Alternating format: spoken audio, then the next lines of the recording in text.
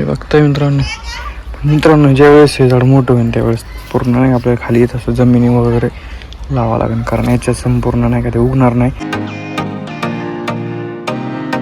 हाय मित्रांनो, good morning. कशात मजेत ना? स्वागत आहे तुमचं पुन्हा एकदा माझ्या नवीन व्हिडिओमध्ये. मी अनिकेत चावरे.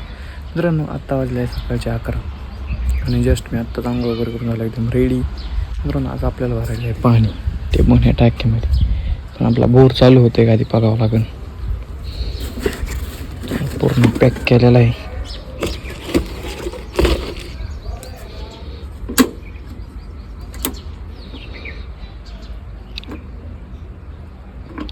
व्होल्टेज आहे मित्रांनो 200 वर. बघू चालू होतं.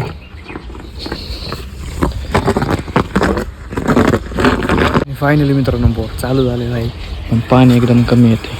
हे बघताय, ते पण गुळण्या मारते, कधी पण पडून ते पण सांगता येत नाही. त्यामुळे जस्ट आता टाकी सोडला आहे.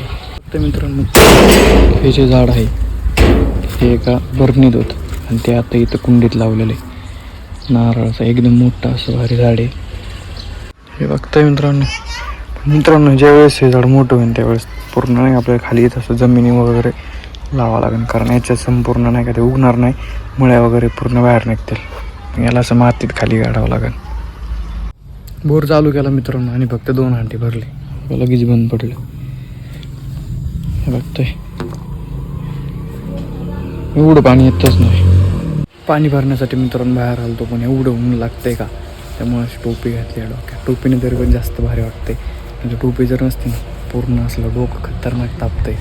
लई खूप जास्त कडक ऊन आहे मित्रांनो. उन्हाने ना पाया खालचा बाबा बघताय, ह्याच्या बिना चपलीचं उभं थांबलं की एवढं चटके बसतायत बार. एवढा डेंजर बाबा तापला. इकडं सावली पडलेली, इकडं काय नाही वाटत, पण इकडे एवढं तापलंय ना, बिना चपलीचं आहे ना माणूस राहूच शकत नाही. खूप जास्त गरम आहे. आता उन्हाळा चालू झाला आहे मित्रांनो, मला सर्दी झाली. सर्दीचं पण कळत नाही कधी होईल आणि कधी नाही, सांगता येत नाही. तर मग मित्रांनो, आजचा मी माझा छोटासा ब्लॉग इथंच थांबवतो. भेटू मग आपण आपल्या नेक्स्ट व्हिडिओमध्ये. व्हिडिओ आवडला असेल तर लाईक करा, नवीन असेल तर चॅनलला सबस्क्राईब करा, मात्र विसरू नका.